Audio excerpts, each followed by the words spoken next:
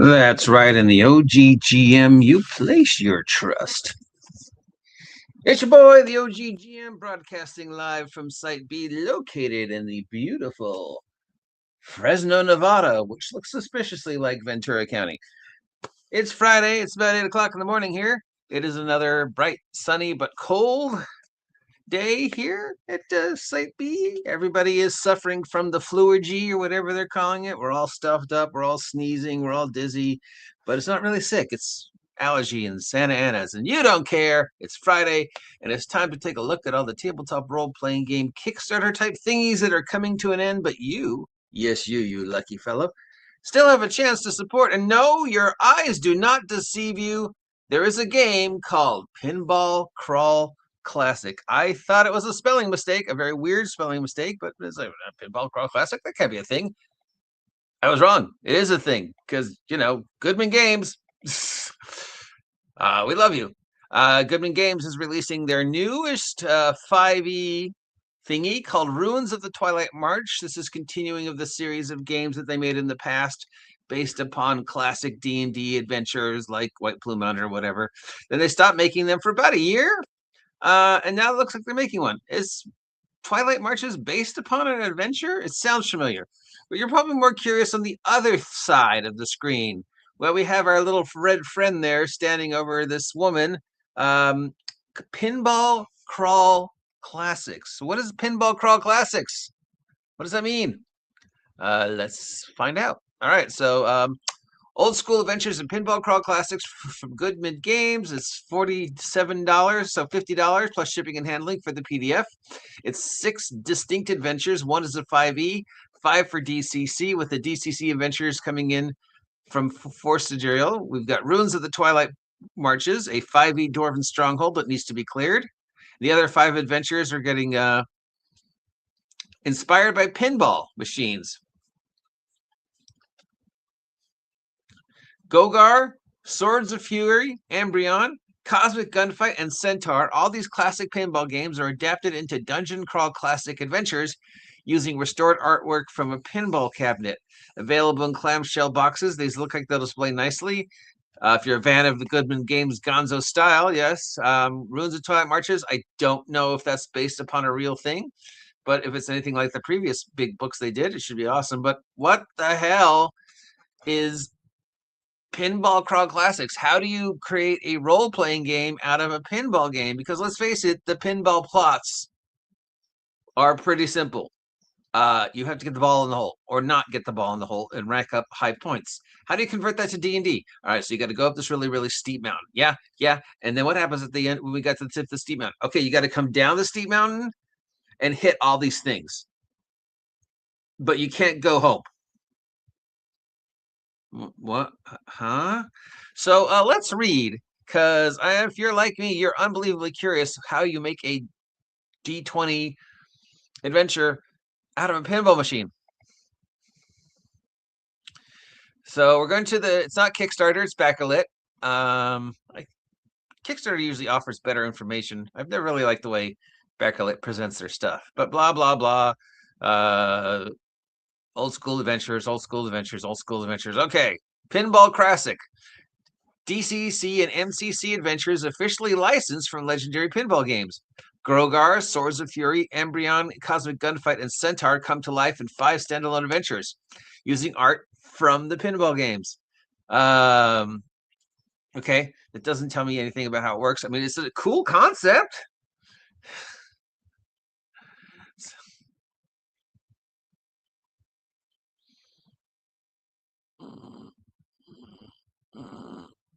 We've got some stretch calls, got some add-on items. How does a pinball game turn into a role-playing game scenario? We've got a picture here of what it looks like when you open up the box. There's several different boxes, each representing the artwork from a different pinball game. And from what this says, I can see inside is a map, and the map is based upon the layout of a pinball machine. It looks like, so each one of the bumpers and everything is a keyed encounter. I still don't know how that would work. I mean, pinball games, it's our childhood. Most of us love or at least appreciate pinball games, But how do you turn the pinball game into a D&D adventure? Because, I mean, again, the plot for a pinball game, despite all the cool art and lights and blopping, is don't go home. Because you're trying to keep the ball from going in to the end so you can rack up as many points as you can. So basically, you don't want the ball to go home. How is that an adventure? Go up the hill, okay, fall down the hill, hit a bunch of stuff, but don't go home. So I guess the plots are based upon the artwork. Anyways, I will be interesting to see where this goes and what it looks like, because I mean it's original. I can't think of anybody doing a pinball RPG before, so yay, Goodman Games. We've got Tainted Grail, Life and Death in Avalon. Now, if you're familiar, there's also a video game called Tainted Grail. I don't know if there's a connection. This is $100. It's a fan of the Tainted Grail tabletop role-playing game. It's a dark post-cataclysm Arthurian realm where survival on the island of Avalon are your primary challenges. This expands upon the existing game with a 4-chapter campaign, 4 standalone adventures, 10 new monsters, plus you can pick up 3 new books that describe more of the world for the stretch goals.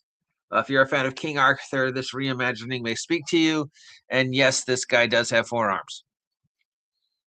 So there's a video game called Tainted Grail. Our friend the Goat is playing through this. I don't know if there's a connection between this and the video game. Does anybody know? I'm going to check the Kickstarter, if it's just 2 different properties with the same name, or if they are connected.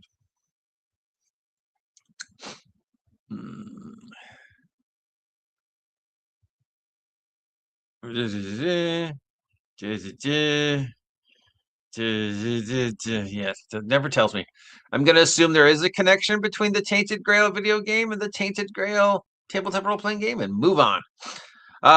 From Maddie, we have Circe's Guide to Ea, A-E-A-E-A, a handbook for the health gods, an unofficial Percy Jackson-inspired setting guide for D&D 5e. Yeah, that's not going to get you in trouble. Hey, let's just use a Disney's thing, but, you know, not get Disney's permission. All right, so this is $60. It's a variety of PDFs, it says, based upon the award-winning actual play. You'll get 21 playable ancestries, magic items, feats, and more to recreate the version of Camp Half-Blood. If you're a fan of Percy Jackson, then here you go. Here's a generic Greek adventure that is vaguely... No, you're going to get in trouble. Unless you filed it away so much that it is no way, shape, or form looks anything close to any of the ideas from Percy Jackson. Is just a how to convert the Greek gods to your campaign book in 5e. Yeah, people are gonna, Disney's might let you get away with it, or Disney might be like, no, sorry, that's ours. It's too close to home. Yeah, maybe if it hadn't been, using the Greek gods and based upon the idea that the Greek gods send their kids to summer camp. But if you're just following the entire setting of the Camp Half-Blood Chronicles and just erasing the name, yeah, I don't think that's going to end up well for you. But I wish you all the luck in the world. We don't get enough Greek myth going on in our tabletop role playing. So yeah, hopefully you do the genre justice and have done the work to present the Greek myths, and the idea that the Greek gods all had a bunch of kids and they scattered them all over Earth. It's vaguely a superhero setting, I guess. I mean, we all know Zeus was getting on with everything that moved, but we didn't know until Percy Jackson that all the gods. Anyways, we've got the Obscure Files from Tommy Sunzaner. That sounds like a giant Japanese robot. Sunzenauer. Sunzaner. Yeah, it totally sounds like a giant Japanese robot. This is $26 for the PDF and the print version. Offers you third-party adventures for the found footage tabletop role-playing game Obscura. Set in the 1990s, 3 horror tales use the 2d6 Obscura system to convoy the terror and dread of the world's recent past. Do you need some 90s horrors in your life with some found footage inspired 1990 horror? So how do you convert the Blair Witch Again, how do you convert that to a role-playing game? So the whole role-playing game is based upon you watching found footage of something that happened to somebody else, or you're playing and you're the characters in the found footage, and the whole story is sort of, choppy. And how does that work? I mean, I don't want to shoot down these ideas. I embrace every one of you. I want you all to be successful, but as we get farther and farther away from being able, things and trying to try more new ideas, some new ideas totally work. Others, I don't know. How does that work? Again, I'll leave my opinion until I actually see it in play. Maybe it's brilliant. I don't know. I've only watched a few found footage ones, like Blair Witch, of course, and they're fun.